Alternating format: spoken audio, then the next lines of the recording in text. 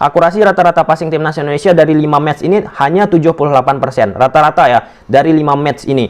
Rata-rata lawan 88%. Bayangin teman-teman, ada sedikit kejomplangan antara passing. Makanya nggak heran juga, long ball nggak jelas. Mungkin teman-teman ada sebagian bilang akurasi nggak jelas. Itu salah satu yang diinginkan Sintayong untuk diperbaiki dari sisi akurasi passing.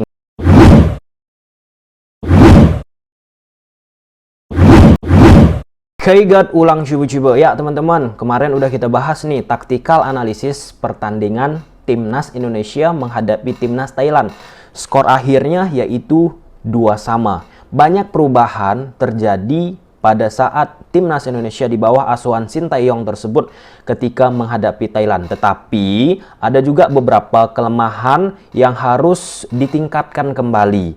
Tidak usah terlalu over fraud, terlalu bangga teman-teman dengan hasil tersebut. Hal tersebut juga disampaikan oleh Sintayong ya teman-teman, jangan cepat puas. Nah, pada video kali ini kita bakalan membahas evaluasi timnas Indonesia pasca melawan Thailand dan jelang melawan Vietnam. Nah, sebelum kita mulai video ini teman-teman, mungkin teman-teman bisa ataupun belum melihat taktikal analisis timnas Indonesia menghadapi timnas Thailand, bisa teman-teman cek di deskripsi box pada video ini. Dan ada beberapa hal yang menarik juga dari yang bakalan kita bahas ke depan ini. Ada beberapa perubahan yang terjadi, apa yang dilakukan oleh Sintayong untuk timnas Indonesia. Ini merupakan slide-nya teman-teman, evaluasi timnas Indonesia pasca melawan Thailand dan jelang melawan Vietnam. Kita bicara dengan data teman-teman ya. Kalau misalnya timnas Indonesia merasa butuh dengan video ini, alhamdulillah. Tapi kalau misalnya nggak butuh juga nggak apa-apa. Ada juga kok tim analisis dari timnas Indonesia itu sendiri. Kita sekedar membantu aja, melihat dari cakrawala yang lebih luas dan lebih lebar. Oke teman-teman, kita masuk ke poin pertama. Nah, ini merupakan parameter passing. Kita komparasikan, kita bandingkan dengan 5 match terakhir timnas Indonesia, baik itu ketika dilatih Simon ataupun dilatih oleh STY. Seperti yang kita ketahui teman-teman, STY beberapa kali mengeluhkan dalam tanda kutip passing yang dimiliki oleh pemain timnas Indonesia. Nah, di sini bisa kita saksikan bahwa timnas Indonesia pada saat menghadapi Thailand sangat jelas ya teman-teman ya, memperoleh passing 297 passing. Nah, dengan akurasi passing timnas Indonesia 75%. Nah, perlu kita ketahui teman-teman, sebaiknya ya, dari berbagai macam analisis, sebaiknya akurasi passing yang dimiliki oleh timnas Indonesia itu 80% ke atas. Nah, untuk sekarang ini berdasarkan data ketika menghadapi Thailand 0-3 masih dilatih Simon, akurasi passing kita 75%. Dan passing yang dilakukan oleh timnas Indonesia pada saat itu 297 passing secara total keseluruhan ya teman-teman ya. Nah, kemudian ini merupakan passing ketika menghadapi Uni Emirat Arab. Di sini timnas Indonesia kalah lagi. Akurasi passing yang dimiliki oleh timnas Indonesia sebesar 81%. Tapi baik akurasi passing, tetapi masih juga kalah ketika menghadapi timnas Uni Emirat Arab. Ada ketidakkonsistenan antara satu pertandingan dengan pertandingan berikutnya yang dilakukan oleh Simon bersama timnas Indonesia dari sisi passing.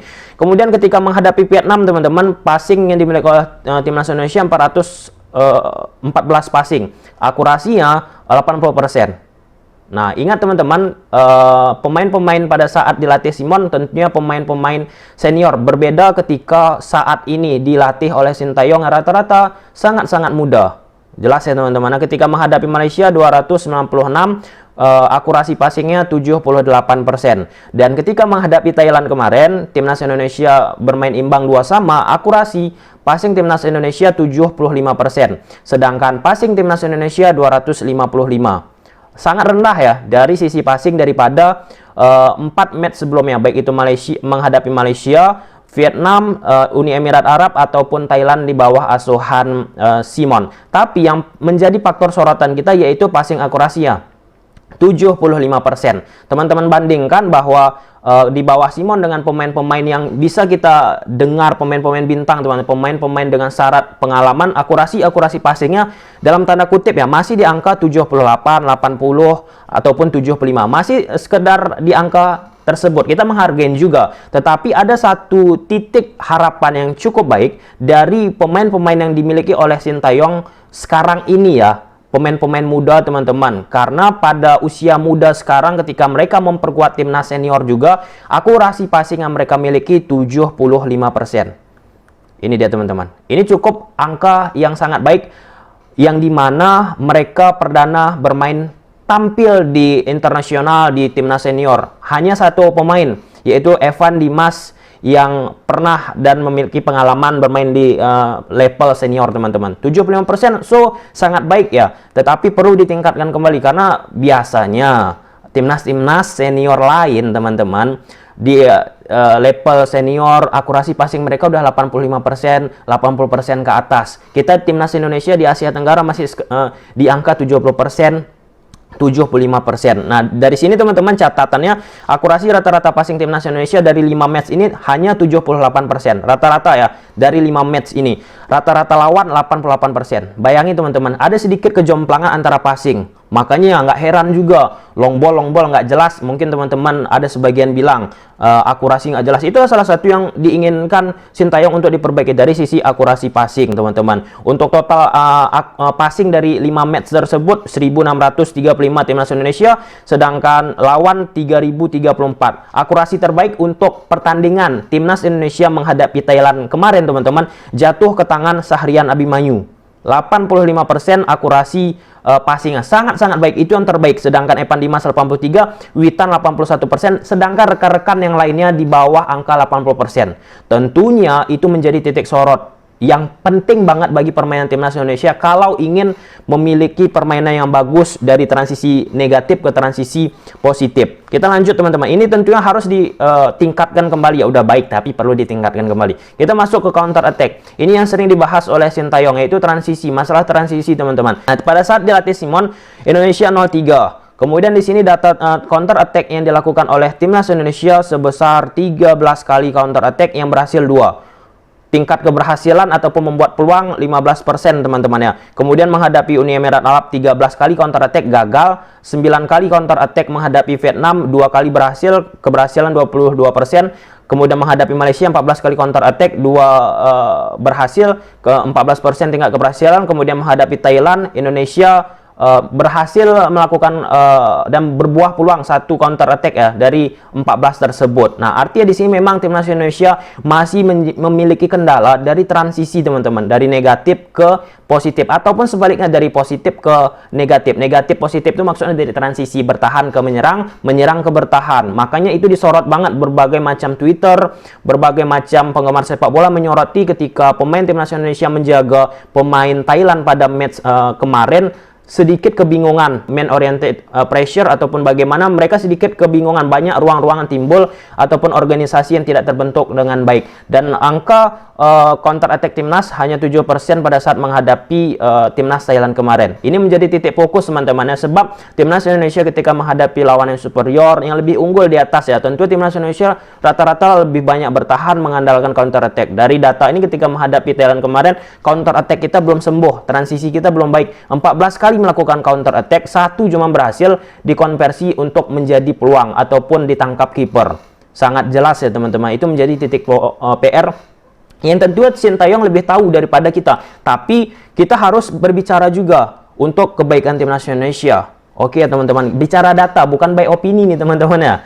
Kemudian kita masuk ke total pergerakan. Nah, total pergerakan ini kembali teman-teman pada saat timnas Thailand menghadapi Indonesia merupakan total pergerakan terendah yang dimiliki oleh timnas Indonesia. Total action, total pergerakannya 523, kemudian berhasilannya 377. Tingkat akurasi pergerakannya 72%. Nah, sedangkan yang lainnya teman-teman ketika menghadapi Malaysia, menghadapi Vietnam, menghadapi Uni Emirat Arab, menghadapi Thailand beragam, antara 500 sampai 600 pergerakan. Tapi akurasi pergerakan yang berhasil teman-teman menghadapi Thailand ini cukup menarik. Dengan pemain muda angkanya sudah bisa menyentuh 72%. Dengan pemain muda, pemain yang belum memiliki pengalaman cukup banyak, angka 72% ini merupakan angka harapan yang cukup baik. Ada progres, ada secerca harapan yang tentunya nanti berguna bagi timnas Indonesia.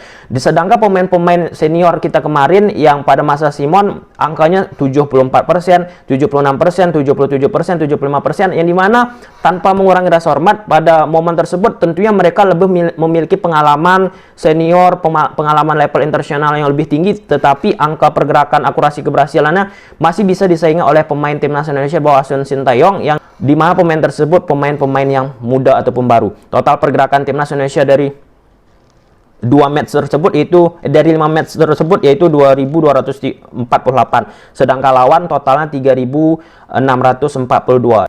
Kemudian ini teman-teman peluang yang dimiliki oleh timnas Indonesia dari sisi set piece attack. Nah, mungkin salah satu hal yang penting diperhatikan oleh timnas Indonesia selain counter attack yaitu set piece, memanfaatkan bola-bola mati. Nah, namun di sini teman-teman ketika menghadapi timnas Thailand kemarin, timnas Indonesia sangat minor memanfaatkan bola-bola mati. 3 kali percobaan set piece tidak ada yang berhasil. Akurasi set piece tidak ada yang berhasil juga. Sedangkan di pertandingan-pertandingan lain banyak timnas Indonesia dapat nih bola-bola mati, baik itu menghadapi Malaysia 14 kali tapi 3 berhasil, 11 kali 5 berhasil, 6 kali melakukan percobaan 1 berhasil, 10 kali tendangan bola mati 3 berhasil. Di situ kelihatan timnas Indonesia tidak bisa memanfaatkan secara optimal bola-bola mati tersebut. Ini memang menjadi PR teman-teman, sebab kita ketika menonton timnas Indonesia di level senior sangat sulit ya melihat bola-bola dari tendangan bebas ataupun corner kick ataupun bola mati free kick teman-teman bisa dikonversi untuk menciptakan gol. Dari sini bisa kita lihat gambarnya teman-teman, ya banyak sekali mendapatkan set piece tetapi sangat-sangat minim untuk bisa dikonversi menjadi peluang. Akurasinya juga sangat rendah teman-teman. Ketika menghadapi Thailand di bawah asuhan Sintayong bahkan tidak memiliki akurasi yang baik. Menghadapi Malaysia 21%, menghadapi Vietnam, menghadapi Uni Emirat Arab, menghadapi Thailand di bawah angka 50%. Total set piece Indonesia di 5 match terakhir ini teman-teman 44 kali, yang berhasil 12 kali, baik itu ditangkap baik itu mengarah ke gawang ataupun ditangkap oleh kiper dan berbuah peluang dan lain sebagainya teman-teman. Ini menjadi titik PR yang harus diperhatikan oleh timnas Indonesia, karena salah satu yang bisa kita manfaatkan selain counter attack yaitu set piece, bola-bola mati. Nah, mungkin dengan adanya Pratama Arhan dengan bola-bola dari keluarnya bola tersebut kemudian throw in teman-teman, itu bisa dimanfaatkan lebih intens lagi dari timnas Indonesia. Kemudian ball interception ini cukup menarik teman-teman, bahwa timnas Indonesia ketika menghadapi Thailand kemarin, timnas Indonesia melakukan interception 59%, terbaik daripada match-match di bawah asuhan Simon, baik itu Malaysia, Vietnam, Uni Emirat Arab ataupun Thailand 03 di bawah asuhan Simon. Artinya di sini timnas Indonesia dari sisi defense, dari sisi fisik sangat baik teman-teman. Semakin ada peningkatan, nggak boleh juga terlalu kita puji, tetapi dari sisi data ada itu peningkatannya. Nah, namun demikian tetap ini harus ditingkatkan kembali, karena semakin tinggi lawannya, semakin kualitasnya semakin baik. Ini menjadi hal penting ya, interception untuk menghalau, mengantisipasi serangan yang coba dimanfaatkan lawan ke arah gawang Indonesia. Interception ini bisa berjalan dengan baik kalau misalnya stamina-nya baik, kalau fisiknya baik teman-teman. Apalagi kita timnas kita bermain defense rata-rata ketika menghadapi lawan yang superior. Beberapa momen juga ketika menghadapi Thailand kemarin kita defense. Nah, fisik yang baik bakalan membuat angka interception ini juga bakalan tinggi daripada lawan-lawan lainnya. Pada momen ini timnas Indonesia memiliki defense yang cukup baik ya, cukup baik, walaupun kembali hanya melihat bola seringan tanpa melihat pergerakan lawan. Kemudian high pressing. Di sini kembali teman-teman, untuk pertama kalinya timnas Indonesia di bawah asuhan Sintayong ataupun dari 5 match terakhir melakukan penerapan high pressing teman-teman. Ada beberapa momen di pressing. Walaupun pressingnya agak sedikit dalam tanda kutip belum begitu optimal, nggak usah bahasa-bahasa nggak enak ya. Dari sini teman-teman ketika menghadapi Thailand kemarin 7 total high pressing, hanya 2 berhasil. Tapi udah ada, syukur dilakukan percobaan high pressing. Nah, di sini akurasinya 29%. Sedangkan ketika menghadapi timnas Malaysia, menghadapi timnas Vietnam, Uni Emirat Arab, Thailand di bawah Simon McManamy, dari angka tidak terdeteksi. Tetapi menghadapi Malaysia kemarin, timnas Indonesia melakukan high pressing 1. Memang benar high pressing. High pressing itu tekanan teman-teman, tekanan yang mengganggu lawan ketika menguasai bola, sedangkan 0 keberhasilan. Nah, jadi di sini ada secerca harapan apa yang diinginkan oleh Sintayong juga. Apa yang terlihat teman-teman? Fisik coba dimanfaatkan timnas Indonesia di bawah asuhan Sintayong untuk melakukan pressure mematikan pergerakan lawan. Kita masuk ke poin terakhir teman-teman, yaitu expected goal. Expected goal itu apa? Angka harapan gol yang dilakukan timnas Indonesia ke gawang lawan, yang dimiliki, yang didapat oleh timnas Indonesia, teman-teman ya. Nah, di sini ketika menghadapi Thailand, timnas Indonesia mendapatkan XG 1.15 ketika di bawah Son Simon. Kemudian Uni Emirat Arab memang kita digulung ya. Memang nggak ada berkembang ketika itu. Pemain-pemain senior pada saat itu yang udah memiliki level senior yang banyak ya, hanya mendapatkan XG, angka harapan ataupun peluang ya, bahasa sederhana teman-teman ya, 0.09. Sedangkan ketika menghadapi Vietnam teman-teman 1.38, 1.82 menghadapi Malaysia, dan ketika menghadapi Thailand di sini 1.07. Timnas Indonesia sebenarnya memiliki angka XG yang sangat minor dari beberapa pertandingan ini menghadapi Malaysia, Vietnam, Thailand. Kalau Uni Emirat Arab kita kecualikan teman-teman ya. Nah, pada saat menghadapi Thailand itu timnas Indonesia XG-nya sedikit 1.07. Nah, artinya permainan timnas Indonesia mengandalkan efektivitas, efisiensi dalam serangan teman-teman. Makanya penting sekali counter attack yang bagus, passing yang bagus, kemudian memanfaatkan transisi, itu sangat penting dalam sistem permainan dari Sintayong. Oke teman-teman, sampai sini aja videonya dulu. Semoga bermanfaat video ini dan tidak ada sama sekali menghujat, menjelekkan, dan nggak ada sok tahu ya dalam video ini teman-teman. Karena ini by data, kita baca data. Oke, kalau suka teman-teman video ini udah tahu apa harus kalian lakukan. See you the next video. Bye.